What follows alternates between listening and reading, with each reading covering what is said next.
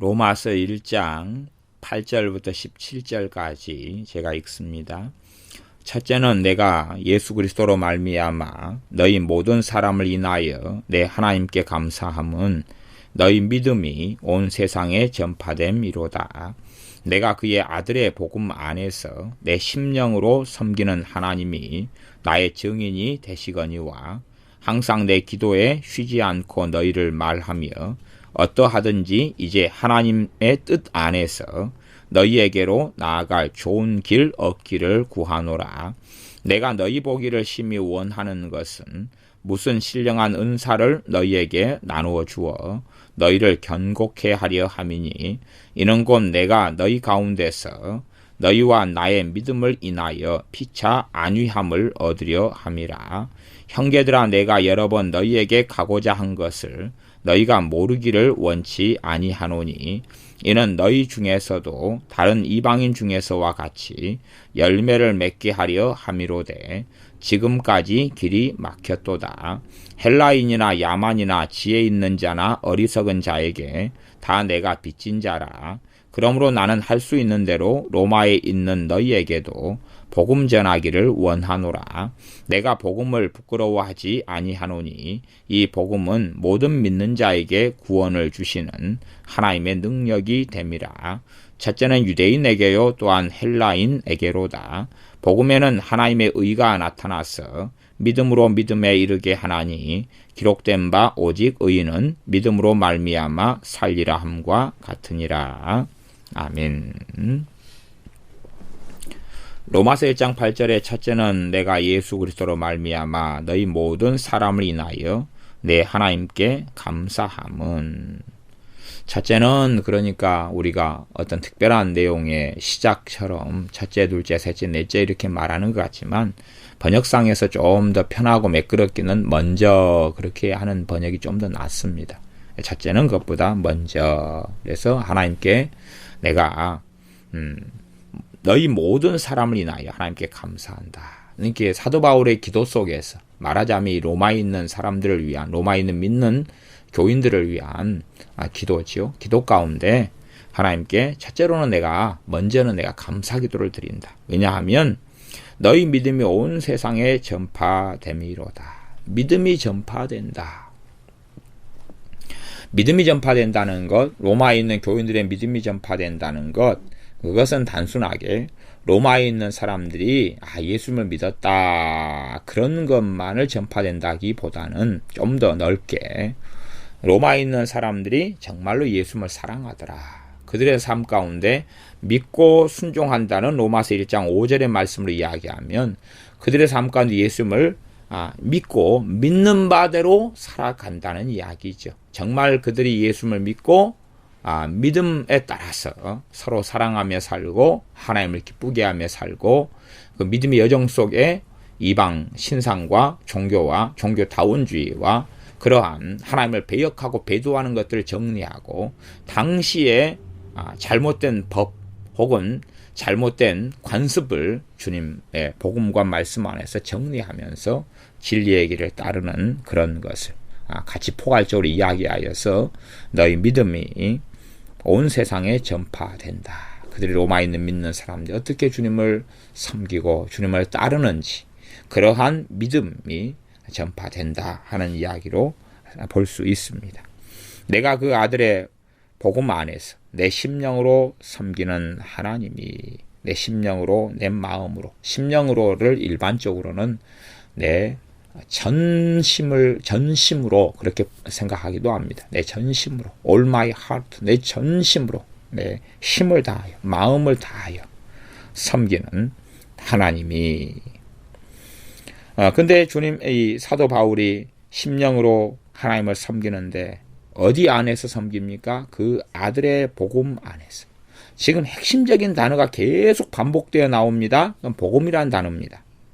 핵심적인 단어가 계속 나오는데 복음이라는 단어입니다. 그렇기 때문에 로마서의 주제와 중심은 당연히 복음일 수밖에 없습니다. 복음이라는 단어가 핵심이에요. 1장 1절에 하나님의 복음을 위하여 1장 2절 이 복음은 그리고 1장 8절에는 이제 너희 믿음이 전파되고 믿음 안에 복음 안에 1장 9절 그 아들의 복음 안에서 그리고 1장 15절에 로마에 있는 너희에게도 복음 전하기를 원하노라 1장 16절 내가 복음을 부끄러워하지 아니하노니 이 복음은 모든 믿는 자에게 그 다음에 17절 복음에는 하나님의 의가 나타나서 그렇게 복음 계속 그렇게 복음이라는 단어가 나와 있다는 사실입니다.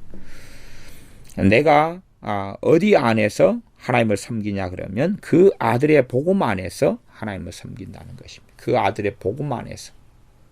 과거에는 사도 바울이 청년 사울이었을 때는 그가 율법 안에서 하나님을 섬겼습니다. 그러나 이제 예수님을 통하여 복음 안에서 하나님을 섬기고 있다 하는 이야기입니다.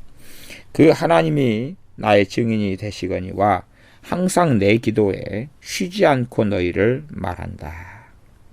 두 가지의 기도 내용으로 크게 사도 바울이 로마에 있는 성도들을 위해 기도한다는 것이겠죠. 하나는 사도 바울이 그들로 인하여 하나님께 감사하는 기도들. 두 번째는 이 로마에 있는 교인들을 위하여 쉬지 않고 기도한다는 것이죠. 물론 어떤 내용인지는 이야기하지 않습니다. 쉬지 않고 이들이 로마에 있는 교인들을 사도 바울의 기도 가운데 기억하여서 기도한다는 것입니다. 그 다음에 이제 세 번째 기도하는 것은 어떤 거냐면 이 가운데서 어떠하든지 1장 10절에 이제 하나님의 뜻 안에서 너희에게로 나아갈 좋은 길 얻기를 구하노라 하는 것입니다. 하나님의 뜻 안에서. 자신의 뜻이나 자신의 생각이 있는데 어디 안에서 되기를 원한다는 이야기입니까? 하나님의 뜻 안에서 되기를 원한다는 것입니다. 하나님의 뜻 안에서를 우리가 잘못된 하나님의 뜻에 대한 이해 속에서도 생각할 수 있습니다. 잘못된 뜻은 뭐냐 그러면 로마에 가는 것이 하나님의 뜻이냐 안 가는 게 뜻이냐 언제 가는 게 뜻이냐 언제 안 가는 게 뜻이냐 이런 식으로 가면 그건 뜻에 대한 잘못된 이해 속에 살아갑니다. 사람들은 꼭 그런 식의 운명론적인 시각들을 하나님의 뜻에 집어넣기를 좋아하는 것 같습니다. 그러나 명백하게 하나님의 뜻은 성경 66권을 통해서 계시되었습니다. 명백하게 뜻은 계시되었습니다. 그 가운데 이제 어떠한 것이 어느 때에 되어지는 것이 좋은지 그렇지 않은지 하는 하나님의 인도하심에 대한 부분들이 일반적인 것이 되어집니다. 그렇기 때문에 포괄적으로 하나님의 뜻 안에서 하나님의 뜻을 벗어나 가지고는 사도 바울이 행하기를 원치 않고 하나님의 뜻 안에서 너희에게 나아갈 좋은 길 얻기를 구하노라. 사도 바울이 로마에 하나님 뜻 안에서 가고자 한다는 이야기입니다. 결국은 이제 로마에 언제 갔습니까? 3차 전도여행이 마친 다음에 그 다음에 예루살렘에 가서 체포되고 가이사라 가이사라 감옥에서 한 2년 동안 머물다가 이제 죄인의 신분으로 황제를 만나기 위하여 황제에게 재판받기 위하여 배를 타고 로마에 갔습니다. 그때 로마에 가서 어떤 집에서 머물면서 2년 동안을 복음을 깊이 있게 전하였던 것을 우리는 사도행전을 통해서 알 수가 있습니다. 물론 그 다음에 다시 풀려나고 다시 로마에 또 와서 또 복음을 전하다가 또 잡히고 그리고 AD 한 67년경에나 그렇게 네로에 의해서 순교당하는 사도 바울의 삶을 우리가 들었습니다.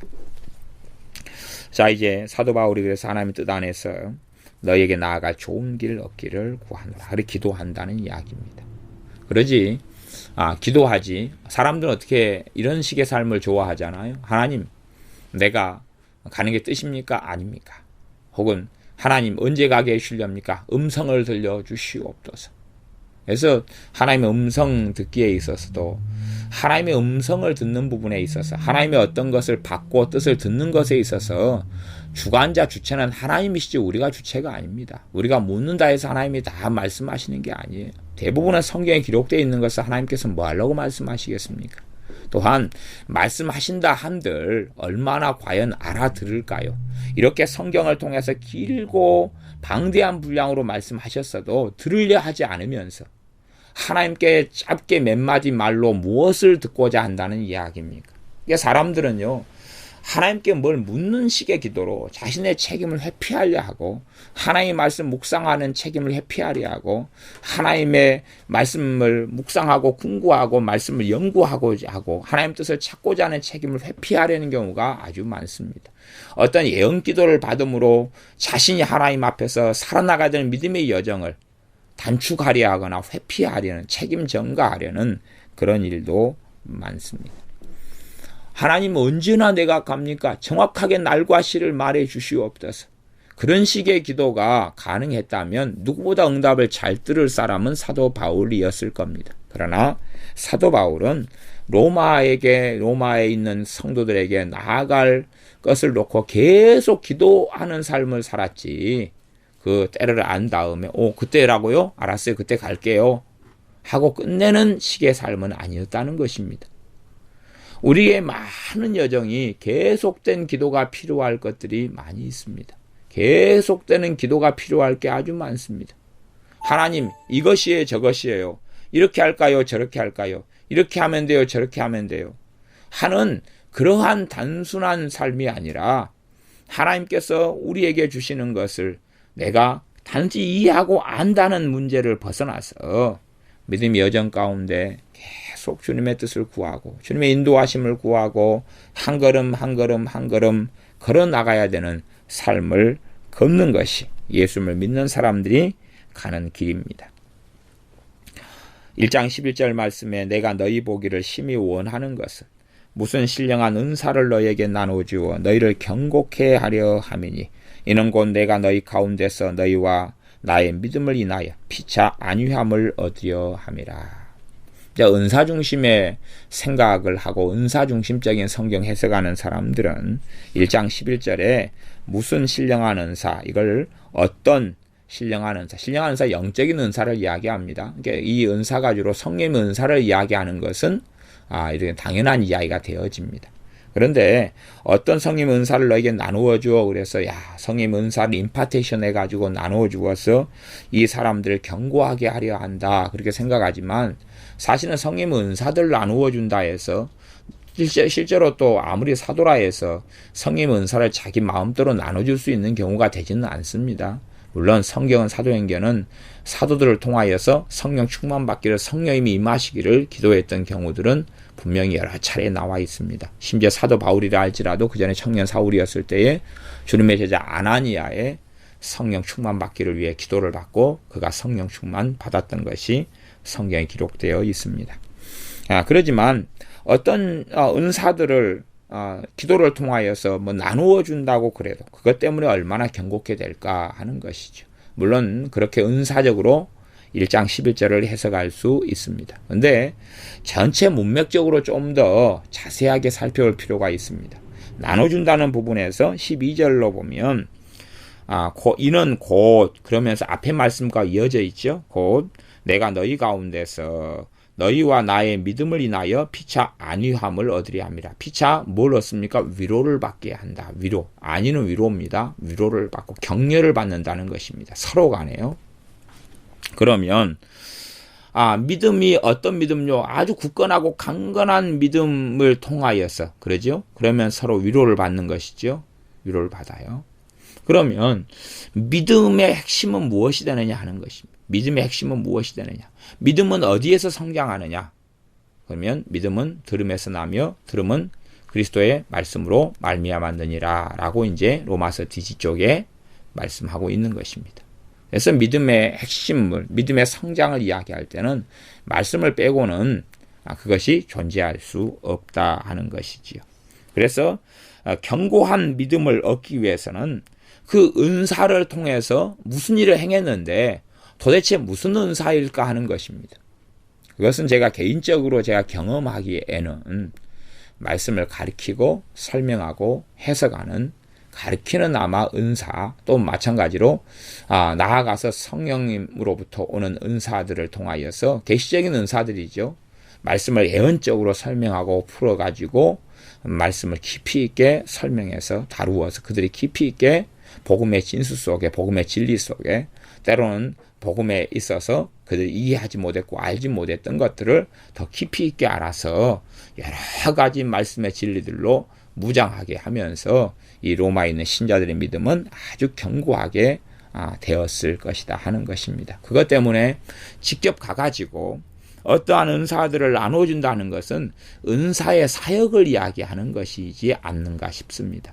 은사의 사역, 말씀을 가리키는 그 은사, 가리키는 은사로 인하여서 나누어 주는 것이죠. 그 가리키는 은사로 인하여 나누어 주는 것이지요.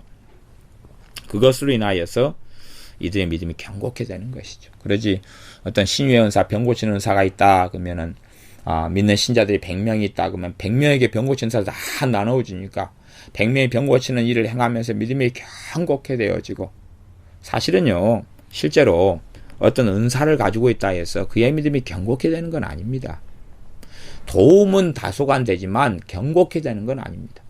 방언 은사를 가진 사람하고 안 가진 사람하고 방언 은사가 얼마간 도움이 되지만 방언 은사를 가졌다 해서 믿음이 견고하게 된다? 아니 병 고치는 은사를 가진 사람하고 안 가진 사람하고 가졌다 해서 믿음이 견고하게 된다? 더 겸손케 되어지는 게 맞습니다. 그러나 은사를 통하여 더 교만케 되어지는 경우도 아주 많이 있습니다. 은사는 특별한 사람에게 주시는 게 아닌데 나는 특별하다고 은사를 통하여 얼마든지 착각하는 경우도 아주 많습니다. 그렇기 때문에 진리의 말씀이 믿음이 견고한 믿음을 통하여 피차 위로를 받으려면 그들의 말씀을 통하여 말씀을 가리키고 말씀을 설명하고 말씀을 전하면서 말씀을 예언적으로 전하든지 말씀을 깊이 있게 때에 필요한 말씀들을 전하든지 가리키는 은사로 풀어나가든지 간에 그러한 성령 은사들의 나타남을 통하여서 이들의 믿음을 견고케 하려 했다는 사도 바울의 말씀인 것 같습니다. 13절 말씀, 형제들아 내가 여러 번 너희에게 가고자 한 것을 너희가 모르기를 원치 아니하노니. 여러 번 가고자 했다. 그런데 되어지지 않았다 하는 것이지요. 여러 번 가고자 했다는 것입니다. 사도 바울이 사사로이 그렇게 했겠느냐 하는 것입니다. 물론 이 로마에 있는 교회들이 복음의 전체 전하는 데 있어서 전진 기주 중에 하나였고 로마에 있는 교회들이 굉장한 영향력을 가지고 있었기 때문에 사도 바울이 로마에 가서 아주 복음에 있어서 기초부터 시작해서 아주 깊은 것까지 전반적인 복음의 진수들과 복음의 핵심들을 전하기를 원했다는 건 알 수가 있습니다. 그런데 여러 번 가고자 했는데 그런데 그것이 가지지 않았기 때문에 이제는 하나님의 뜻을 구하다가 어떻게 해야 될까? 로마에 있는 신자들을 돕고 섬겨야 되는데 어떻게 해야 될까? 어떻게 도울까? 어떻게 섬길까? 그렇게 하다가 성령님께서 하나님께서 사도 바울에게 로마서를 기록하여서 보내게 하신 것입니다. 그래서 너희 중에서도 다른 이방인 중에서와 같이 열매를 맺게 하려 함이로되 지금까지 길이 막혔도다. 너희 중에서도 다른 이방인 중에서와 같이 열매를 맺게 함이로되 지금까지 길이 막혔도다. 사도 바울이 전하는 말씀을 통하여 이방인들은 열매를 맺어왔다는 이야기입니다. 그러면 다른 이방인 중에서와 같이, 그러니까 여기서 다른 이방인들이란 이야기는 사도 바울의 전도를 통해서 듣고 믿게 된 이방인들 이야기하는 것이겠죠. 듣고 믿게 되어가지고 단지 믿어서 열매를 맺는다 그러면 로마에 있는 신자들은 이미 믿었기 때문에 열매를 맺었다고 볼 수 있는데 열매를 맺게 하려 한다 그런 걸 보면 고린도나 에베소나 갈라디아나 이런 믿는 사람들이 이제 어떻게 열매를 맺느냐 그러면 단순하게 예수님 믿으시오 그래서 열매를 맺지는 않지 않습니까? 예수님 믿으시오 그래서 예 믿겠습니다 해서 로마에 있는 성도들처럼 예수를 믿을 수는 있지만 실제로 이제 예수님을 따르는 것을 어떻게 따르는지, 어떻게 성령 충만 받는지, 어떻게 성령의 인도하심을 받는지, 어떻게 진리 가운데 사는지, 주님의 뜻은 무엇인지 전하지 않는다면 어떻게 따르겠느냐 하는 것입니다. 주님을 따르라 그랬는데 그러면 어떻게 따릅니까를 가르치지 않고 어떻게 따르겠느냐 하는 것입니다. 그러니 대부분의 복음을 사람들은 협의적으로 생각합니다. 예수님 믿으시오, 예 믿을라요, 그걸 복음이라고 생각하는데 그러면 내용이 있어야 될 것 아닙니까? 내용이. 복음이 있으면 내용이 있어야 될 거 아니에요. 내용을 단지 사람들이 원하는 쪽으로 기뻐하는 쪽으로만 이야기합니다. 예수 믿으면 구원받아요. 예수 믿으면 복을 받아요. 예수 믿으면 건강해져요. 예수 믿으면 천국 가요. 예수 믿으면 영생을 얻어요. 예수 믿으면 죄가 용서함 받아요. 사람들이 원하는 쪽, 사람들이 환영하는 쪽만 이야기합니다. 거절하지 않도록. 그러나 복음의 출발은 뭡니까? 당신들이 죄인이라는 것 아닙니까? 회개해야 된다는 것 아닙니까? 당신의 삶을 돌이켜야 한다는 것 아닙니까?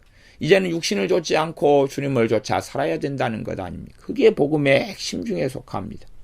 물론 한꺼번에 다 전할 수는 없는 것이다 그랬습니다. 그러나 다 들어야 될 복음에 속하는 것입니다.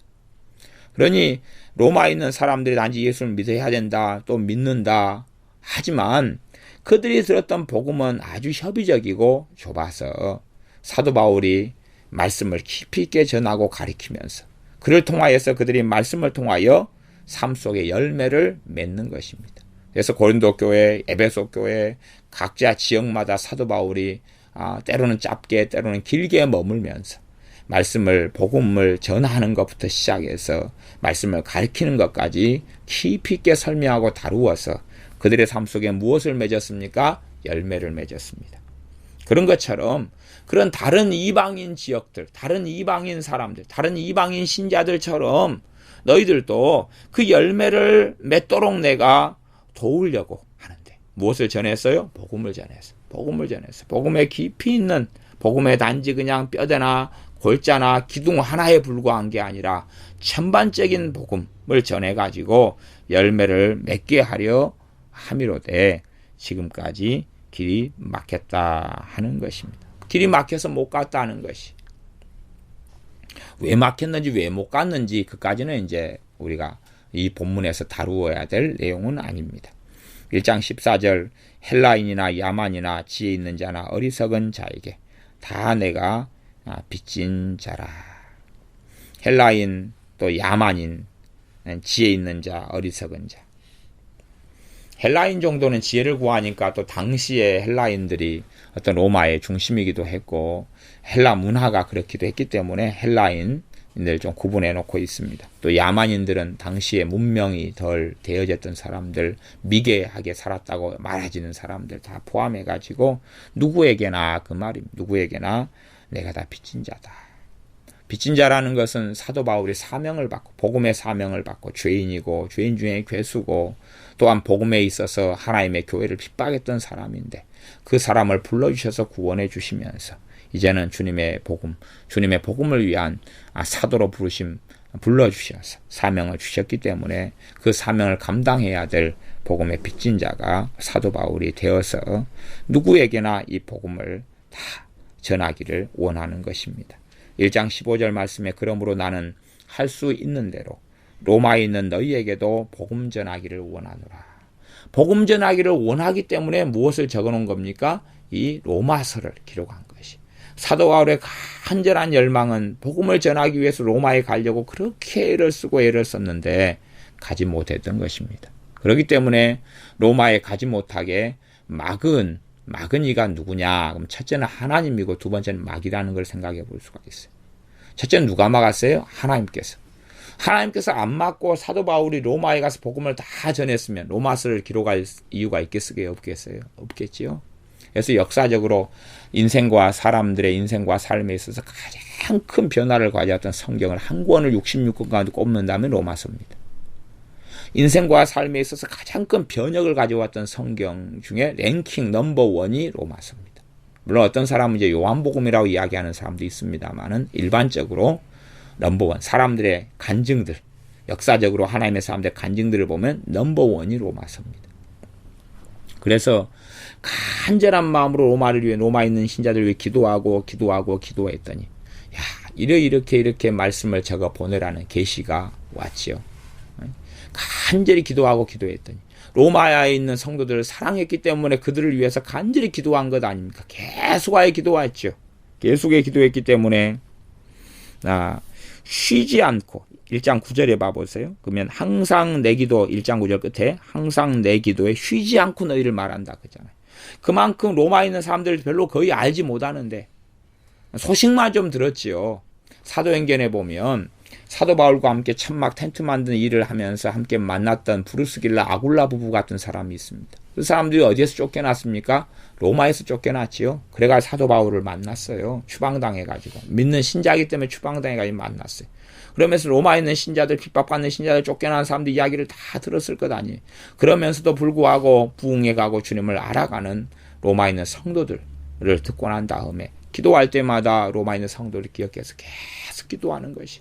그러면서 그들을 정말로 더 돕고 싶은데, 그들에게 진리의 말씀을 더 깊이 있게 전하고 싶은데, 그러면서 기도를 계속 했던 것이. 근데 막혔어요.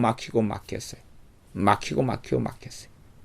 첫째는 막으신 이가 하나님이신데, 그 궁극적인 이유가 로마서를 기록해야 되기 때문에 그렇습니다.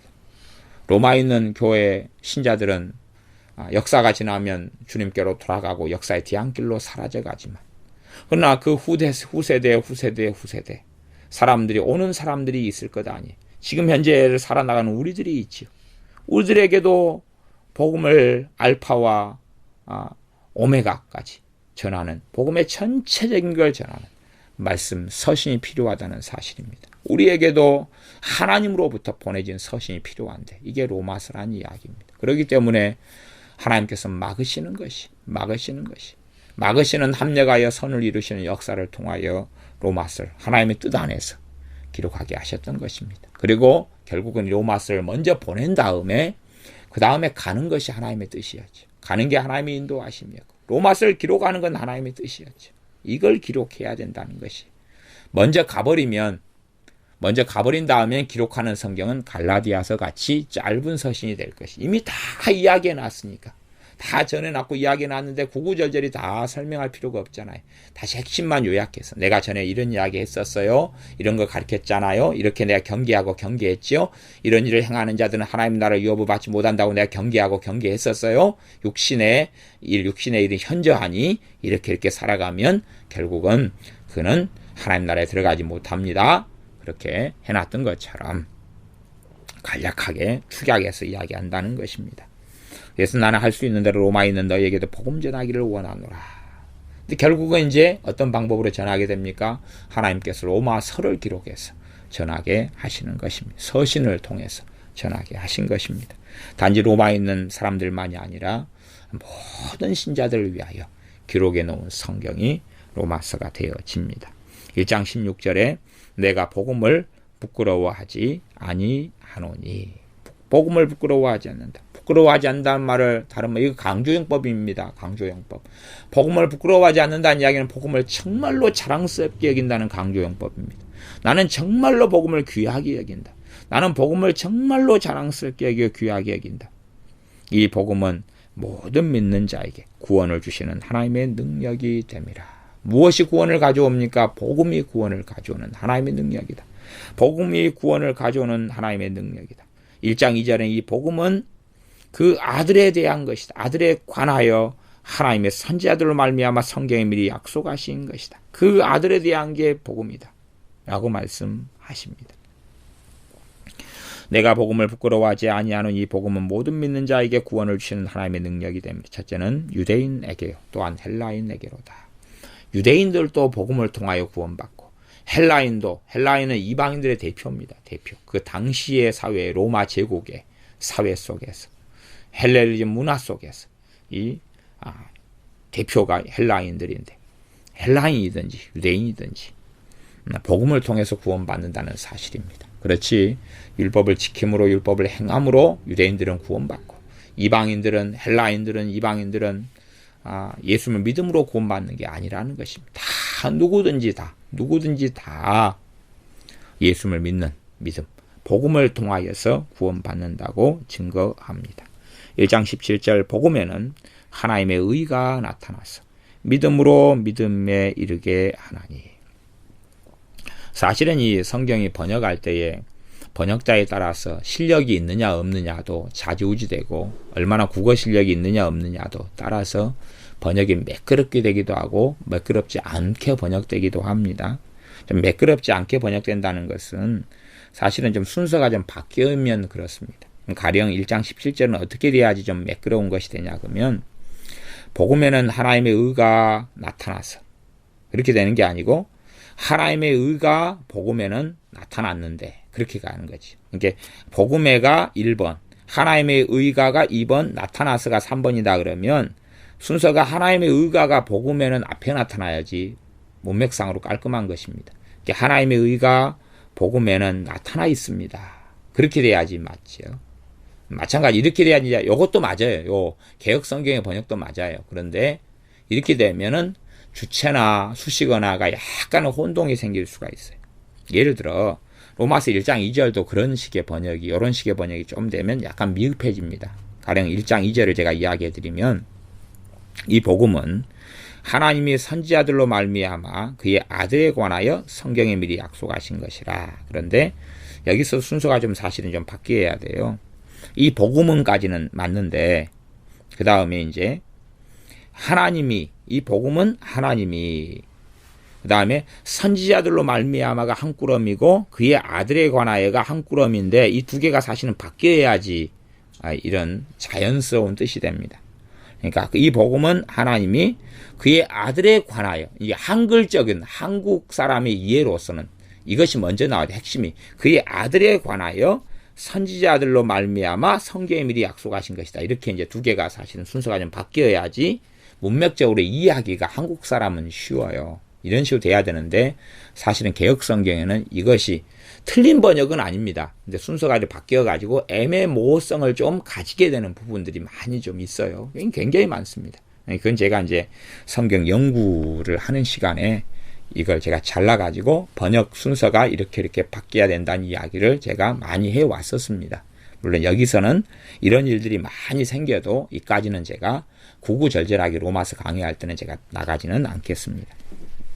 1장 17절에 그래서 복음에는 하나님의 의가 나타나서 근데 복음에는 하나님의 의가 복음에는 나타나 있습니다. 이렇게 이제 돼야 되죠. 복음에는 뭐가 나타나 있다고요? 하나님의 의가 나타나 있다는 이야기입니다. 하나님의 의가 어디에 나타나 있다고요? 복음에 나타나 있다고. 복음에 나타나 있다고. 하나님의 의그면 좀 쉬운 말로 의를 해석하면 하나님께서 옳다 인정하시는 것, 그게 옳다 인정하시는 것, 그게 의입니다. 의로울 의, 의롭다 하시는 것, 의롭다 여기시는 것, 의롭다 여긴다는 말 다른 말로 하면 옳다 한다 하는 것이 옳다 한다, 옳다 한다. 그것이 하나님의 의입니다. 하나님께서 옳다 여기신다. 그게 하나님의 의예요. 하나님의 의 그래서 너무 관용적인 말이 많이 되니까 그 자체를 갖다가 잘 쓰긴 하고 사용하긴 하지만 무슨 말인지 이해 못하는 경우가 많기 때문에 하는 이야기입니다. 다시 설명하면 하나님의 의는 하나님이 옳다 여기시는 것, 하나님이 옳다 의롭다 인정하시는 것, 그게 하나님의 의입니다. 그래서 하나님께서 누구를 의롭다고 옳다고 깨끗하다고 거룩하다고 바르다고 하는 것이 어디에 있느냐, 어디에 설명되고 나타나 있느냐, 복음에 그렇다는 것이 복음에 어떻게 하나님 앞에서 옳다 인정하심을 받는 것이 나타나 있느냐, 복음에 나타나 있다는 것입니다. 복음에 그 설명되어 있고 드러나 있다는 사실입니다. 그런데 그 내용이 있어요. 복음의 진수가 로마서 1장 17절이 또 복음의 진수가 있습니다. 믿음으로 믿음에 이르게 하나니, 믿음으로 믿음에 이르게 한다. 일단은 이제 이 구절은 좀 뒤로 놔두고 일반적으로 우리가 아는 구절, 기록된 바 오직 의인은 믿음으로 말미암아 살리라 함과 같으니라 는 구절입니다. 오직 의인은 무엇으로 말미암아 산다고요? 믿음으로 말미암아 산다. 그렇게 말씀합니다. 일단은 이제 동일한 구절이 갈라디아서 3장 11절하고 하박국 2장 4절에 있으니까 갈라디아서 3장 11절 말씀을 먼저 본 다음에 하박국에 대한 말씀을 좀 살펴보는 것이 아마 필요할 것 같습니다. 갈라디아 3장 11절을 제가 읽어보겠습니다. 갈라디아 3장 11절은 제가 그냥 읽어보겠습니다. 또 하나님 앞에서 아무나 율법으로 말미암아 의롭게 되지 못할 것이 분명하니 이는 의인이 믿음으로 살리라 하였음이니라. 하나님 앞에서 갈라디아 3장 11절은 아무나 아무라도 어느 누구라도 율법으로 말미암아 율법을 통해서 의롭게 되지 못할 것이 분명하다. 이는 의인이 믿음으로 말미암아 살리라. 하박국 2장 4절의 말씀을 인용해가지고 의인이 믿음으로 말미암아 살리라. 그러니까 그 앞에 말씀은 뭐냐 그러면 아무라도 율법을 통해서 의롭게 되지 못할 것이 분명하다. 그래서 의인이 믿음으로 말미암아 살리라 했으니까 죄인은 의인이 믿음으로 말미암아 산다면 죄인은 과연 어떻게 살 수 있겠느냐 하는 것입니다. 의인은 의로운 사람, 하나님을 경외하는 사람을 여기는 의인이라 그럽니다. 지금.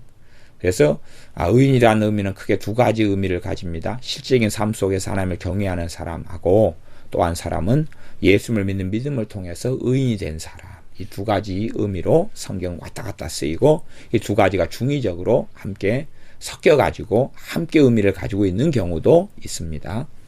근데 의인이 여기서 의인 하박국 2장 4절에서 말씀하는 의인은 올바르게 살아가고 하나님을 경외하고 하나님 뜻대로 살아가는 사람을 이야기합니다. 노아처럼 노아는 당대의 의인이라 했던 그런 의인의 개념이고 또 욥기 의인이다 하는 그런 의인의 개념입니다. 그러한 의인이 믿음으로 말미암아 살리라. 그러면 의인 정도 된다면 너가 하나님 뜻대로 살았으니까 너는 의로워. 너는 내가 인정해. 하나님이 그렇게 하실 만하지 않습니까? 그런데 의인이 믿음으로 말미암아 산다면 죄인인 사람들은 어떻게 자신의 행위로 살 수 있겠습니까? 의인도 자신의 행위로 하나님 앞에 살지 못하고 생명을 얻지 못하고 영생을 얻지 못하고 구원을 받지 못해요. 살리라 그 말은 구원받는다 그 말이에요. 생명을 얻는다 그 말입니다. 하나님께 인정함을 받는다 그 말이에요. 또 의인이 행실이 그래도 좋고 바른 사람들이 의인인데 그들도 자신의 행실로 하나님께 서지 못하고 믿음으로 선다면 죄인은요, 불의한 자는요 어떻게 하겠느냐 그 말입니다. 그래서 누구라도 율법으로는 의롭게 되지 못한다. 의인이라도 그렇게 되지 못한다는 것입니다. 그럼 죄인은 의인보다 더 추레하고 더럽고 악한 삶을 살아왔는데 어떻게 하나님 앞에 자신의 행위로 설 수 있고 내가 바르다 내가 깨끗하다 그렇게 할 수 있느냐 하는 것입니다. 그것이 이제 갈라디아 3장 11절의 이야기였습니다. 그래서 오직 의인은 믿음으로 말미암아 살리라. 이렇게 로마서 1장 17절은 이야기했습니다. 그래서 오직 의인은 믿음으로 말미암아 살리라. 그러면 의인은 그렇게 할 때 우리가 이해하기가 좀 쉬운 것이 뭐냐면 의인이라도 그런 식으로 하면 갈라디아 3장 11절의 말씀에 따라서는 잘 이해하기가 쉽구나 하는 걸 알 수 있습니다. 그러니까 죄인들은 도대체 무엇으로 살겠습니까? 의인은 믿음으로 살면 죄인은 행함으로 살까요? 생각을 잘 상적으로 해보면 생각나지 않습니까? 의인이 자신의 행함으로 살리라 그러면 우리가 이해가 되는 것이 의인이니까. 근데 하나님의 진리의 말씀은 의인은 믿음으로 살리라 그랬어요. 죄인이라면 의인도 믿음으로 살게 되는데 내가 죄인이라면 어떻게 의인도 행함으로 하나님 앞에 설 수가 없는데 죄인인 내가 어떻게 내 불결하고 더럽고 내가 악한 행위들 죄악된 행위들이 많은데 하나님 앞에서 살 수 있고 생명을 얻고 구원을 얻고 설 수 있겠느냐 하는 겁니다. 그래서 오직 의인은 믿음으로 말미암아 살리라. 이것을 그 의인을 여기서 의인은 예수를 믿게 된 의인이 믿음으로 산다는 이야기를 하는 그 의인이 아닙니다. 그래서 하나님 앞에서 정결하고 바르게 살아왔고 하나님을 경외했던 노아라든지 욥이라든지 그런 사람이라 할지라도 아브라함이라 할지라도 무엇으로 산다는 이야기입니까? 믿음으로 살게 된다는 이야기입니다. 일단은 이제 하박국은 굉장히 좀 어려운 성경 중에 사실은 하나에 속합니다. 근데 하박국 2장 4절 부분을 제가 찾아서 읽어보면서 하박국에 대한 이야기를 얼마간은 설명해 드리겠습니다. 그래서 소선지서 가운데 12권 가운데 호요람 5번미나 합습말 그래서 소선지 12권 가운데는 8번째 성경이 하박국이 되어집니다. 하박국은 총 성경이 이 의인은 믿음으로 말미암아 살리라 하는 구절 때문에 사실 유명하게 된 성경인데 짧은 성경이죠. 총 석장으로 이루어져 있는 성경입니다. 그러면 2장 4절을 보면 좀 사실은 쉬우면서도 난해하게 돼 있기도 합니다. 2장 4절을 제가 읽어드리겠습니다. 보라 그의 마음은 교만하며 그의 속에서 정직하지 못하니라. 그의 마음은 교만하며 그의 속에서 정직하지 못하니라.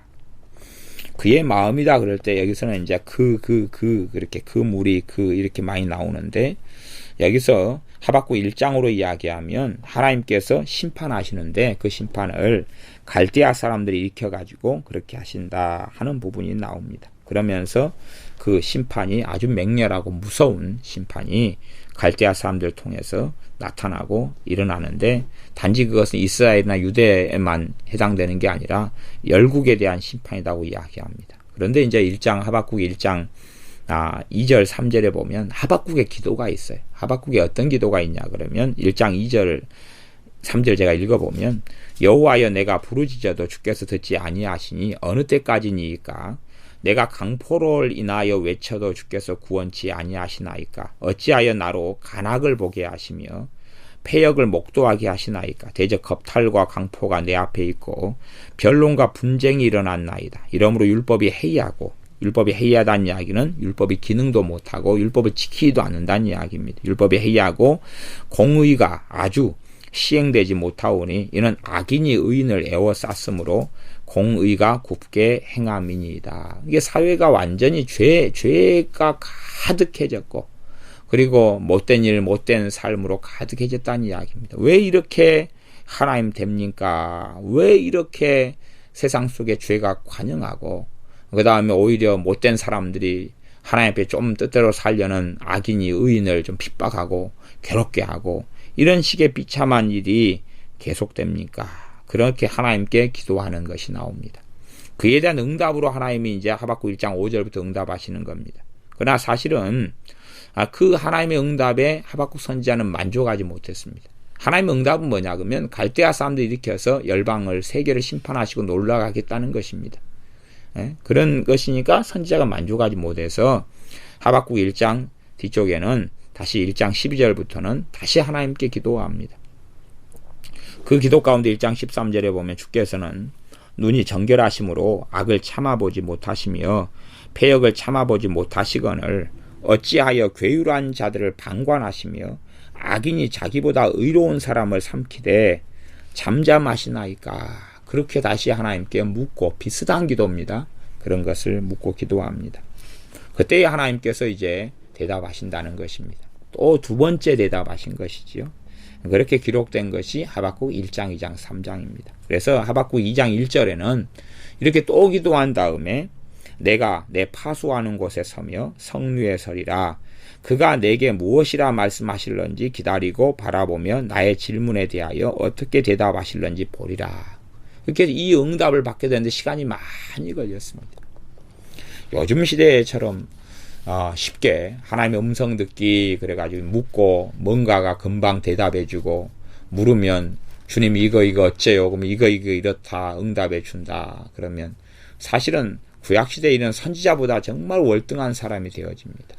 그런데 그런 식으로 쉽게 묻고 쉽게 대답을 성령님께 주시고 주님이 주시는 것은 사실은 드문 일입니다. 드문 일인데 어떤 사람은 상시적으로 그렇게 하고 산다고 주장하는데, 그런 사람이 자신이 미혹의 영에 잡히지 않았는가를 심각하게 고민해야 되는 경우가 많습니다. 제가 실제로 살펴볼 때는 대다수의 사람들, 내가 자주 하루에도 몇 번씩 성령의 음성을 듣고 살아간다 하는 사람들 가운데 거의 대부분의 사람들이 미혹의 영에 잡힌 사람들입니다.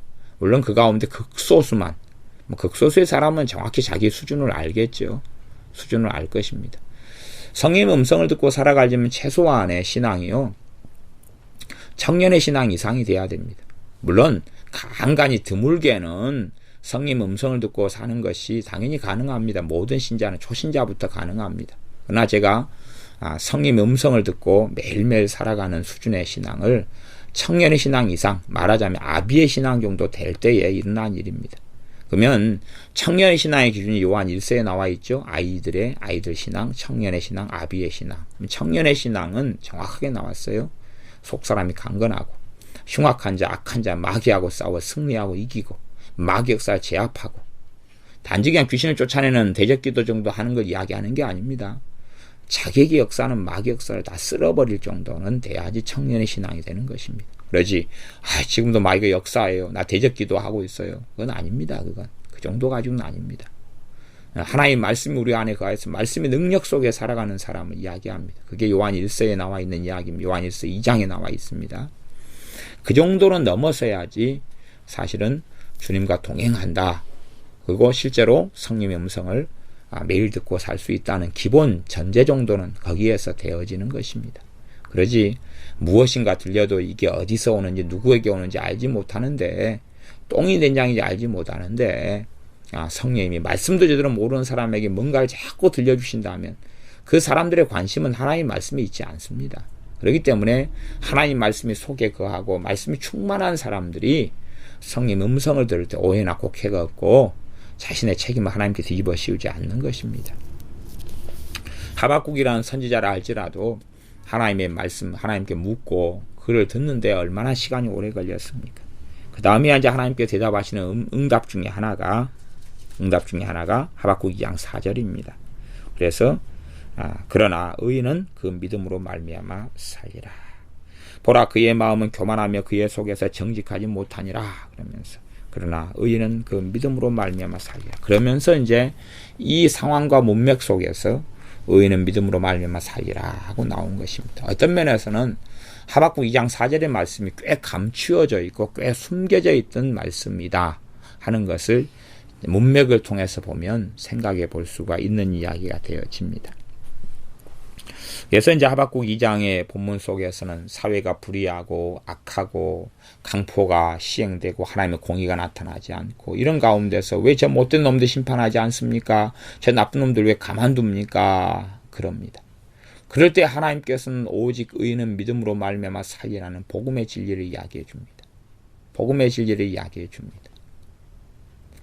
저 죄인들, 저 악한 자들이라도 구원받아야 되지 않겠느냐 하는 걸 쫙 깔고 있는 이야기고, 아마 하박국은 전반적으로 그 선지자가 다 이해했는가 하는 부분까지는 모르겠습니다만은 복음의 진수에 대해서 얼마 정도까지는 알게 되지 않았는가 하는 생각을 해봅니다. 이제 이것이 더 깊이 있게 하박국 2장 4절을 인용하면서 하박국 2장 4절의 깊은 의미를 설명해 주는 것이 그것이 갈라디아서 3장 11절과 로마서 1장 17절이 되어집니다. 그래서 복음에는 하나님의 의가 나타나 있는데 드러나 있는데 믿음으로 믿음에 이르게 하나니 기록된 바 의인은 믿음으로 말미암아 살리라. 의인은 믿음으로 말미암아 산다. 어떤 사람이 하나님께 바르게 살아가고 뜻대로 살아가도 그 사람이 하나님 앞에서 영생을 얻으려면 그것으로 영생을 얻지 못하고 그것으로 구원을 받지 못하고 믿음을 통해서 구원받는다는 사실입니다. 믿음으로 믿음에 이르게 한다. 이것을 쉬운 성경은 그렇게 번역하고 있습니다. 하나님께로부터 오는 의는 처음부터 끝까지 믿음으로 얻을 수 있는 것입니다. 그래서 믿음으로 믿음에 이르게 한다. 이것을 처음부터 끝까지 믿음이다. 이렇게 이제 쉬운 성경을 번역해 놓고 있습니다. 이 번역도 꽤 제가 보기에는 잘된 번역이지 않는가 싶습니다. 믿음에서 믿음에 이르게 한다. 그래서 믿는 사람들의 알파도 믿음이고 마지막에 있는 오메가도 믿음이라는 사실입니다. 믿는 사람 처음부터까지 믿음으로 말미암아 삽니다. 그러지 시작은 믿음으로 시작했다가 행위로 마치는 게 아닙니다.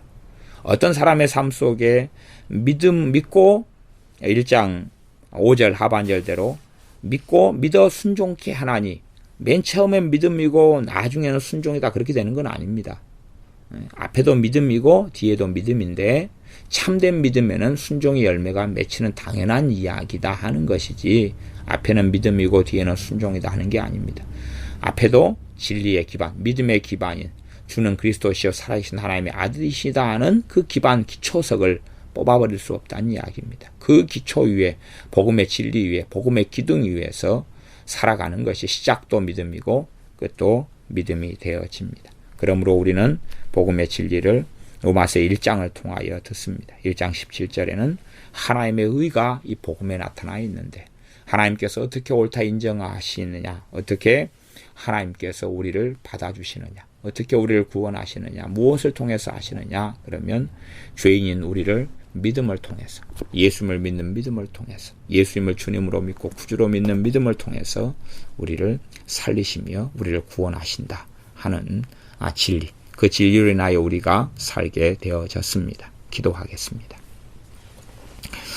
의인이라고 할지라도 그 행위로 하나님 앞에 서지 못하고 어떠한 사람이라 할지라도 믿음을 통하여 하나님 앞에 옳다 인정함을 받게 하셨사오매 허물 많고 죄 많은 우리가 아무리 행함으로 하나님 앞에 보이려 할지라도 더러운 행위밖에 없사오나 우리를 이 더러운 행위를 주님의 피로 덮으시고 주님을 믿는 믿음을 통하여 의롭다 하시는 길을 열어주셨고 그 길로 우리를 불러주셨음에 감사를 드립니다.